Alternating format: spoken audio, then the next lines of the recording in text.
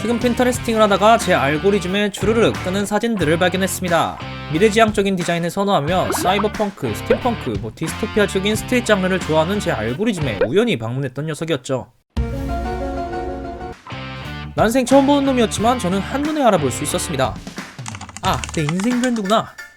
그렇게 저는 곧바로 이 브랜드에 대해 찾아보기 시작했죠. 오늘은 오클리 그 역사와 왜 선글라스의 혁명이라고 불리는지 알아봅니다.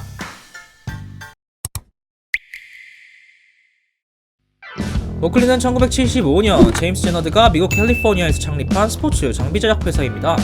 사이클 용품이나 스키 등 레저 활동에 관련된 스포츠 용품들을 제작하고 있죠. 창업주 제임스 제너드는 창업 이전에 오토바이 손잡이를 제작하는 회사에서 근무했었다고 하는데요.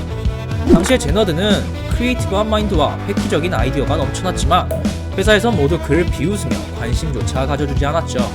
이런 사람들의 무시에 견디다 못한 제너드는 곧장 회사를 때려치게 되었고 자신의 회사를 차려야겠다고 다짐합니다. 자신이 키우고 있던 강아지 이름인 오클리로 회사 이름을 지은 뒤 본인이 자신 있었던 신소재를 사용한 오토바이 손잡이 판매로 먼저 사업을 시작합니다. 역시 잘된 사업들을 보면 닉네임 짓는데 크게 고민을 안 하네요. 초반에는 이 손잡이를 무상으로 오토바이 선수들에게 협찬해 주었고 그 편리함이 인정받아 크게 입소문을 타기 시작합니다. 단돈 $300로 시작했던 오클리는 이렇게 점점점 매니아들 사이에서 유명해졌죠. 오클리가 이름을 알리던 중 레너드는 한 가지 불만을 갖게 되는데요. 그건 바로 오클리의 로고가 오토바이 손잡이에 새겨져 있다는 것이었습니다. 기능적으로는 훌륭하다고 인정받았던 오클리였지만 오토바이 손잡이라는 제품 특성상 손에 가려지는 로고 때문에 홍보가 잘 되지 않았던 겁니다. 그렇게 고민을 하다가 그가 고안해냈던 방법이 바로 고글 사업이었습니다. 바이크나 사이클 선수들에게 필수적인 장비일 뿐 아니라 오클리의 로고를 보여주기에도 이만한 아이템이 없다는 판단이었죠. 이때부터 오클리는 선글라스와 고글을 주력으로 판매하게 되었고 이 사업과 함께 오클리의 아이덴티티 로고인 넓은 타원형의 오로고도 동시에 아이코닉화되며 오클리는 이때부터 아이웨어 브랜드라는 인식이 점점 자라나기 시작합니다. 오클리를 얘기하는데 룩소티카를 빼놓을 순 없죠. 룩소티카 혹시 들어본 적 있으신가요? 룩소티카는 각종 패션, 럭셔리 스포츠 안경의 디자인, 제조, 유통까지 모든 프로세스를 다양한 브랜드들과 협력 관계에 두고 있는 이탈리아 밀라노의 안경 브랜드입니다. 우리가 익히 알고 있는 샤넬, 프라다, 버버리, 미우미우, 돌체앤가바나뿐만 아닌 레이벤, 티파니앤코, 오클리 등 이런 다양한 브랜드들을 소유하고 있는 룩소티카는 완전 같진 않지만 우리가 현재 익숙하게 알고 있는 LVMH 기업이나 폭스바겐 그룹과 같이 다양한 브랜드들을 핸들링하는 다국적 제조기업이라고 할 수 있습니다. 또한 룩소티카의 안경 공장 라인에서 이 모든 브랜드들의 안경이 생산되고 있다는 점이 룩소티카 그룹의 기술력을 증명하고 있죠. 그럼 따지고 보면 같은 제품을 브랜드 로고만 바꿔치기 해서 판매를 하고 있다는 뜻인데 어떻게 이런 일이 가능한 것일까요? 룩소티카 기업의 내면에 우리가 모르는 어두운 그림자가 있었습니다. 룩소티카는 현재 전 세계적인 아이웨어 브랜드들의 80% 이상의 지분을 소유하고 있다고 전해집니다. 말 그대로 아이웨어 업계를 독점하고 있다고 봐도 무방하죠.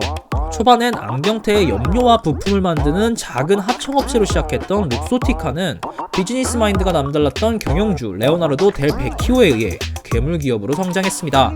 델 베키오는 1974년에 이탈리아의 유통회사인 스카론의 인수를 신호탄으로 전 세계에 있는 안경 유통망을 빠르게 장악하기 시작했는데요. 쉽게 말해 안경을 판매하는 전 세계의 모든 곳을 룩소티카 걸로 만들기 시작한 거죠. 룩소티카가 이렇게 시장을 장악하고 있을 때 다른 브랜드들은 불만을 가졌지만 여기 아니면 판매할 곳이 없었기 때문에 어쩔 수 없이 눈물을 머금고 이 플랫폼에 입점하게 되죠. 룩소티카는 유통망 장악에 그치지 않고 이번엔 아이웨어 브랜드들을 막 사들이기 시작합니다. 야야, 너 우리 회사 알지? 내가 너네 브랜드 선글라스 품목에 한해서만 제작이랑 판매까지 싹 다 해줄 테니까 아이웨어 쪽만 우리에게 맡겨보는 거 어때? 나 룩소티카야. 이런 식으로 다양한 브랜드들의 아이웨어 영역에 들어선 룩소티카는 많은 전통 있는 브랜드들의 뿌리를 내리기 시작했고 뿌리가 깊숙이 자랐을 즈음에서 슬슬 본심을 드러내기 시작하죠. 바로 가격 정책입니다. 실제로 아이웨어는 마진율이 높기로 유명한 품목입니다. 품목에 따라서는 원가의 100배 이상으로 판매되고 있기도 하죠. 이런 미친 가격 정책을 고수하고 있던 룩소티카는 이렇게 높은 마진을 토대로 더 빠르게 그들의 몸집을 불렸던 겁니다. 하지만 이런 가격 정책에 반기를 들었던 한 브랜드가 있었는데 그게 그게 바로 이 영상의 주인공인 오클리였습니다. 오클리는 룩소티카 매장에 입점해 있긴 했었지만 룩소티카의 이런 유통망 독점에 크게 불만을 가졌었고 참다 못해 오클리의 마니아층 고객들과 함께 목소리를 내기 시작했죠. 하지만 상대는 룩소티카였습니다. 지켜만 보고 있을 수 없었던 룩소티카는 룩소티카의 유통 매장에서 판매되고 있던 모든 오클리의 제품을 전량 회수를 지시했고 판매 또한 금지했습니다. 이런 룩소티카의 횡포로 인해 오클리는 매출에 큰 타격을 입게 되며 오클리의 주가는 바닥으로 곤두박질 치게 되죠. 그렇게 오클리가 한 방 맞고 어질어질하고 있을 때 더 악랄하게도 룩소티카는 기회를 놓치지 않습니다. 까불지마. 근데 한 번만 기회를 더 줄게. 오클리 우리한테 넘겨. 에? 아무리 그래도 천하의 오클리인데 절대 그럴 일. 바로 넘겼죠. 오클리는 주가 폭락에 견디다 못해 눈물을 머금고 룩소티카에게 브랜드를 매각하게 되었고 그렇게 지금의 오클리는 룩소티카의 브랜드로 합병되어 있는 겁니다. 룩소티카는 이후 렌즈 제조 기업인 에실로와도 합병하며 안경테에 국한된 것이 아닌 렌즈와 눈에 관련된 모든 사업을 관리하게 되었고 현재의 룩소티카는 아이웨어 업계에서는 따라올 자가 거의 없는 공룡 기업으로 자리 잡고 있습니다. 당시 오클리 인수 가격은 모르는 사람들이 보기에는 섭섭하지 않은 가격인 약 21억 달러에 넘겨졌다고 하는데요. 하지만 대부분의 사람들은 이 가격을 헐값이라고 표현합니다. 오클리가 룩소티카에 인수되기 이전의 헤리티지는 어땠길래 사람들은 21억 달러라는 이런 어마어마한 돈이 헐값이라고 표현하는 것일까요? 오클리 하면 가장 첫 번째로 꼽는 것은 바로 광학기술입니다. 오클리는 수많은 아이웨어 브랜드들 중 이 광학기술에 가장 특화된 브랜드로 잘 알려져 있죠. 현재 현존하는 최첨단 기술력을 전부 다 때려 박아가지고 제품 개발에 응용하고 있습니다. 따라서 오클리는 항상 한 세대를 앞서가는 기능성과 디자인을 제공하고 있죠. 이렇게나 오클리가 기술력에 공을 들였던 이유는 단순히 패션 기반의 아이웨어를 만드는 브랜드가 아닌 스포츠웨어, 그것도 사이클이나 바이크, 스키 등의 익스트림 장르를 주로 다루던 스포츠 용품 브랜드였기 때문이죠.